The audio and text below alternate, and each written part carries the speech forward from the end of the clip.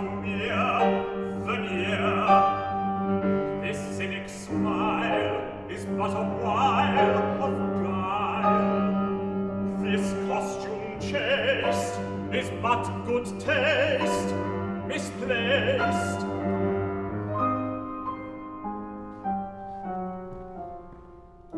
Let me confess, a languid love for lilies does not blight me. Lank limbs and haggard cheeks do not delight me. I do not care for dirty greens by any means. I do not long for all one sees that's Japanese. I am not fond of uttering platitudes in stained glass attitudes. In short, my medievalism's affectation, born of a morbid love of admiration.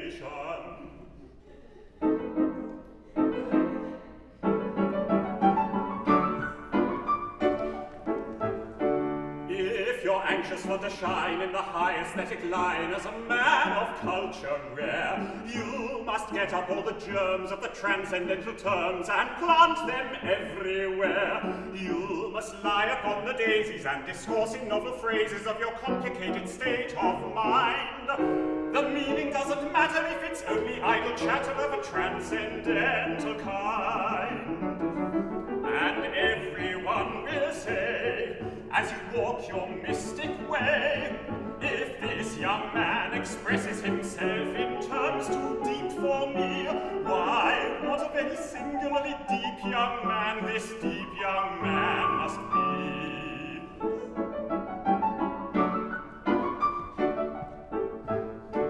Be eloquent in praise of the very dull days which have long since passed away, and convince them if you can that the reign of good Queen Anne was culture's palmiest day.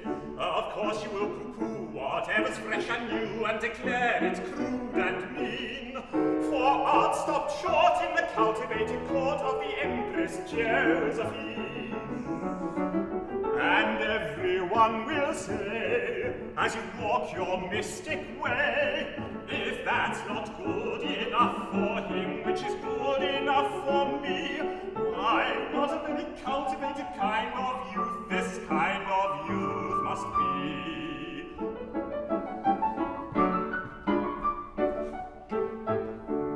Then a sentimental passion of a vegetable fashion must excite your languid spleen. An attachment and a plato for a bashful young potato or a not too French bean.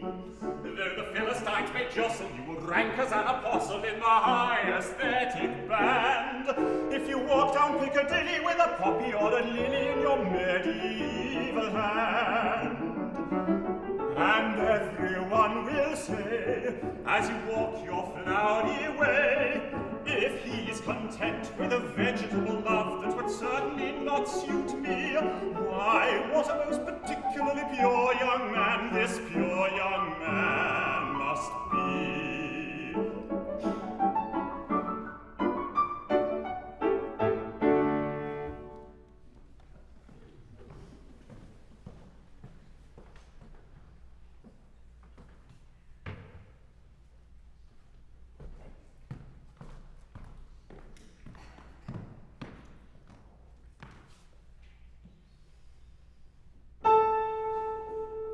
I'm nervous and upset because this girl I've never met I get to meet tonight at 8.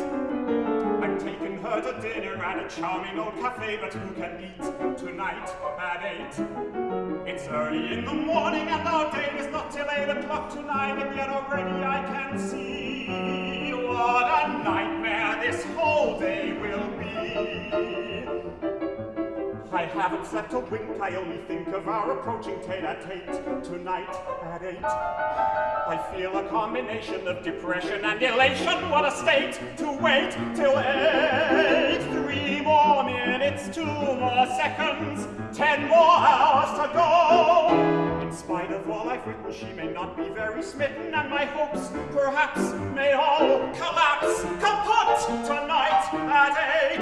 I wish I knew exactly how I'll act and what will happen when we dine tonight at 8. I know I'll drop the silverware, but will I spill the water or the wine tonight at 8? Tonight I'll walk right up and sit right down beside the smartest girl in town, and then it's anybody's guess. More and more I'm breathing less and less. In my imagination I can hear our conversation taking shape tonight at 8. I'll sit there saying absolutely nothing, or I'll jabber like an ape tonight at 8. 2 more minutes, 3 more seconds, 10 more hours to go. I'll know when this is done, if something's ended or begun, and if it goes all right, who knows, I might propose tonight at 8.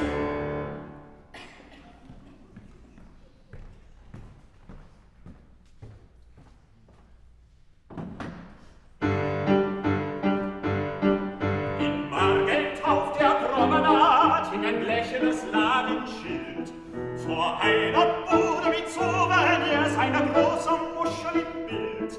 Da bot ein alter Mann bemalter Muscheln an. Ganz Margate kannte sein Gebelle. Schön, schön, schön.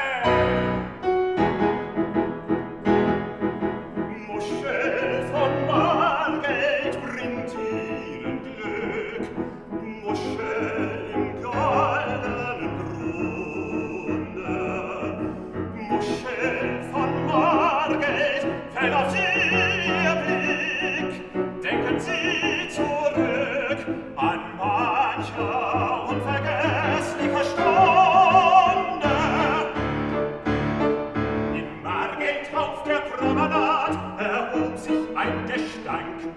Wo einst die Bude mit Muscheln stand, steht ein Petroleumtank.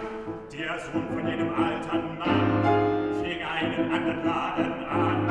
Ein Nafta- und Benzinkartell. Shell, Shell, Shell! Muschel von Margate brachte ihm Glück. Muschel im goldenen Grunde.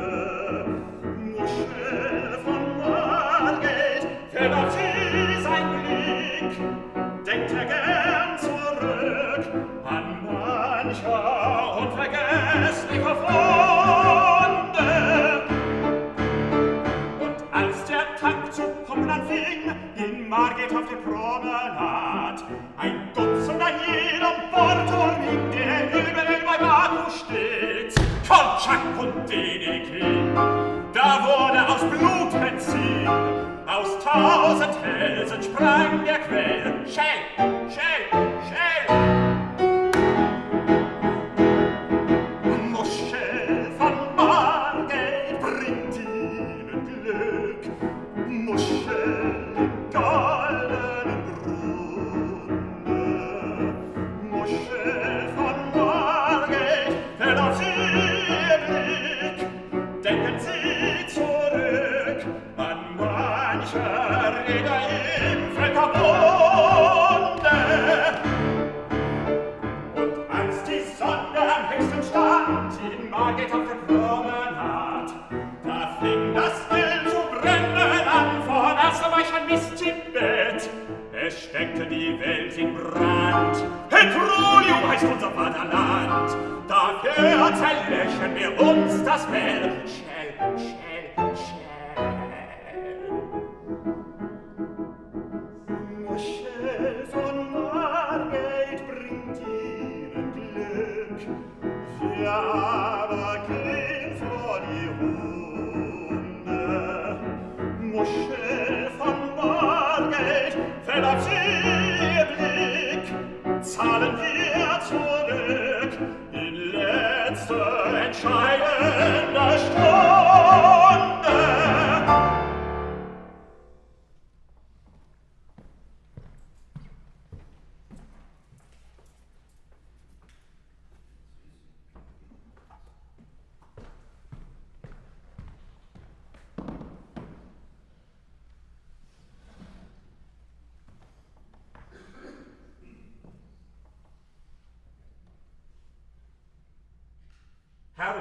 together? Sure. He goes, and I go, and soon we're humming along, and that's called writing a song.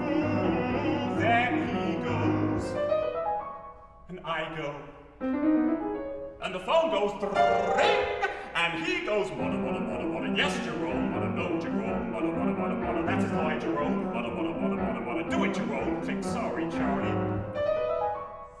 So I go, and he goes, and I go, and soon we're tapping away. Sorry, Charlie, the secretary, on the intercom. Yes, miss, it's a messenger. That's miss. Will you tell him to wait? Will you order the car? Will you call the bank? Will you wire the coast? Will you ring? Sorry, Charlie, mother, sell the stock, mother, buy the rights, mother, let me put you on hold. Yes, miss, it's the interview. Thanks, miss. Will you tell him to wait? Will you wire the car? Will you order the coast? Will you send up the bank? And the telephones blink, and the stock gets sold, and the rest of us he leaves on hold, and he's into making movies, and he's now a corporation, right? So I play at home with my wife and kids, and I wait to hear the movie bits, and I've got a little sailboat, and I'm into meditation, right? He flies off to California. I discuss him with my shrink. That's the story of the way we work, me and Frank and Shepard. Now, when we work together, what comes first, the words or the music? Generally, the money. Did I say money? No, I like money a lot. I mean, it's better than not. But when it's money, when you're into money, and you should be, listen. Frank does the money thing very well. But you know what? Other people do it better. And Frank does the music thing very well. And you know what? No one does it better. Still, the telephones blink and the buzzers buzz, and I really don't know what he does, but he makes a ton of money, and a lot of it for me. Right? So I think, okay, and I start a play, and he somehow knows, cause right away it's ring! Hiya, buddy, wanna write a show? Got a great idea. We'll own all the rights with a 2-week out and a turnaround on the guarantee, plus a gross percent of the billing clause. And there I am in California, talking deals and turning pink. Back in business, and I mean just that. Back with Frank and Shepard Inc. Very sneaky how it happens, much more sneaky than you think. Start with nothing but a song to sing. Next you're Frank and Shepard. Wait 1 second, wait, I'm getting in too deep here. See, Frank and I are not that kind of close. Not the way we used to be. And friendship is like a garden. You have to water it. You have to tend it. You have to care about it, or you lose it. And I miss it. And I want it back. Look, nothing permanent has happened. Just a temporary kink. Friendship's something you don't really lose. Ladies and gentlemen, don't let me lose the greatest composer any lyricist ever had. Phone him, write him, stop him on the street, you'll recognize him as the one going through his checkbook. And tell that man to get back to his piano. Very sneaky how it happens. Every day you're on the brink. First the prizes, then the interviews. Oh my God, I think it's happened! Stop me quick before I sink! One more triumph that I can't refuse. In case you didn't notice, this is my first time on TV. And my last. No, here's the point. Whatever